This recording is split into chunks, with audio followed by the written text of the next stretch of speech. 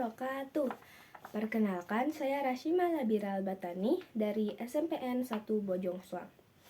Saya akan membacakan cerpen yang berjudul Tahun Ini Aku Pulang, karya Rashima Labira. Dadah, aku pergi dulu ya. Keluar dari mulut Firly sembari melambaikan tangannya untuk mengucapkan selamat tinggal. Hanya untuk beberapa bulan saja kok.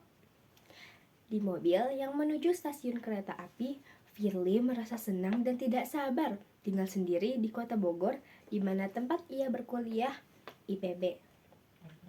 Menaiki kereta api sendiri, memastikan barang-barangnya, mengemas pakaiannya di kosan. Gini ya rasanya tinggal sendiri, gak didampingin siapa-siapa, capek juga.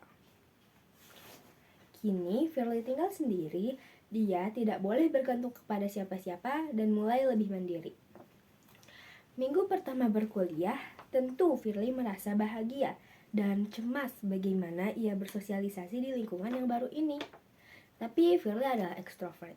Cukup mudah ia mengajak orang lain berkenalan, dan ya, dia sekarang berteman dengan Desi, teman sebelah bangkunya.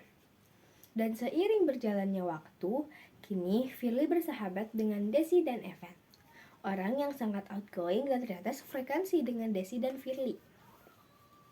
Akhirnya selesai, lanjut kemana kita? Ucap Evan sambil meregangkan badannya. Ya ampun, baru juga nyeruput kopi, Van. Mau kemana lo buru-buru amat? Sahut Desi. Percakapan inilah yang sering didengar Firly dari kedua sahabatnya itu. Bentar lagi puasa loh, kurang-kurangin nongkrong gini yuk, Firly mengingatkan. Di dalam hati saat mengucapkan itu, Firly teringat oleh keluarganya. Sudah hampir 8 bulan ia tidak pulang. Ia terlalu ambisius dalam sekolahnya sehingga melupakan keluarganya, dan memang terhalang ekonomi. Dia termenung sebentar, dan Desi menyadari itu. Fir, kok bengong? Oh, enggak Des, balas Firly sambil tersenyum. Memang, Firly terlihat senang dan ceria di luar. Tapi sampai kosannya pun, pikiran Firly tentang keluarganya tidak hilang. Dia juga sering mendapat pertanyaan.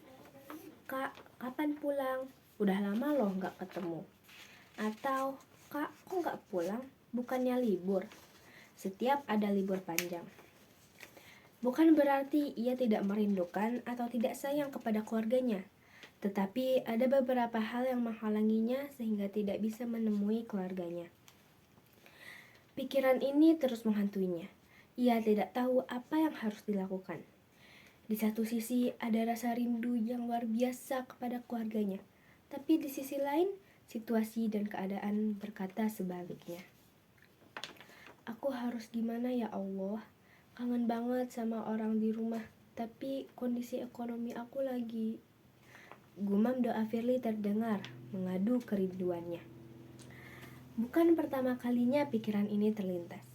Air matanya sering jatuh diam-diam di malam hari. Terutama ketika ia melihat status WhatsApp keluarganya yang sudah mulai menyiapkan kebutuhan Ramadan.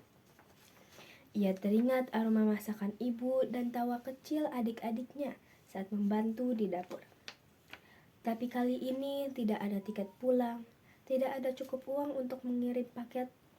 Rasa rindu semakin berat, tapi ia hanya bisa berdoa pelan, berharap ada jalan keluar dari semua ini. 3 minggu sebelum Ramadan datang, Firly merasa ia harus berbuat sesuatu.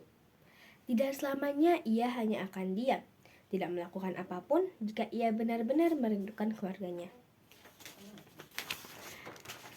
Dengan pengetahuannya tentang pangan, bisa nih kayaknya jualan snack buka puasa. Ditambah, ia mempunyai sahabat Evan yang sangat pandai dalam jurusan manajemennya. Firly bisa belajar cara berbisnis darinya. Guys, aku mau jualan nih. Boleh kasih ide buat apa?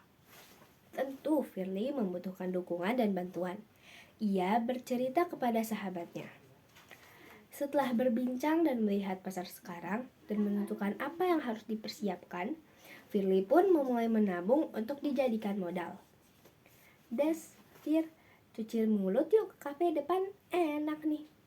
Ajak Evan dan dibalas Desi. Boleh tuh. Selama semingguan, Firly harus menahan emosi dengan kedua orang ini. Siapa yang gak marah coba? Orang aku lagi nabung, kalian berdua malah ngajak makan keluar. Memutar bola matanya dengan kesal. Firly mengucapkan itu. Hanya marah bercanda kok. Selama 2 minggu, uang yang terkumpul dari berhemat dan tabungannya selama tinggal sendiri cukup untuk membuat bisnis kecil-kecilan.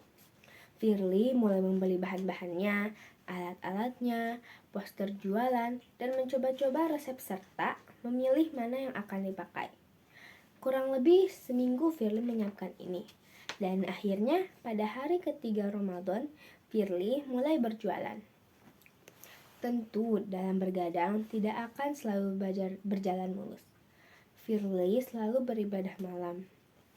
Ya Allah, rindu ini tidak bisa diungkapkan. Aku rindu keluarga, suasana puasa dan lebaran di rumah. Permudahlah jalanku untuk mendapatkan rezeki ya Allah. Berdoa tanpa beraksi sama saja bohong. Firly tetap bekerja keras agar dagangannya dan sekolahnya berjalan lancar. 30 hari berpuasa akhirnya terlalui. Pertanyaan, kapan pulang? Liburan sekarang ke rumah nggak? Akhirnya terbayarkan dengan usaha dan kerja keras. Di lebaran kali ini, Firly bisa berkumpul sebelum hari raya dan melepas kerinduannya. Kelelahan dalam perjalanan terlupakan melihat bayangan rumah. Assalamualaikum. Suara Firly terdengar sembari mengetuk pintu. Ucapan salam itu disambut hangat dan penuh haru oleh keluarga. Rasa bahagia, cerita-cerita, dan pelukan memenuhi ruangan. Firly akhirnya bisa bertemu dan merayakan Idul Fitri dengan orang yang ia sayangi. Dan lebaran kali ini terasa terpenuhi dengan anggota yang lengkap. Hari lebaran tiba, suara beduk dan takbiran terdengar di pagi hari. Suasana lebaran kali ini sangat spesial dan penuh kehangatan. Merasakan sholat id bersama keluarga, menyantap kue dan soto khas ibu, dan saling bermaaf-maafan secara langsung. Firly tidak bisa menyembunyikan rasa bahagianya, dan betapa bersyukurnya ia bisa diberi rezeki yang sangat berharga tahun ini. Terima kasih. Wassalamualaikum warahmatullahi wabarakatuh.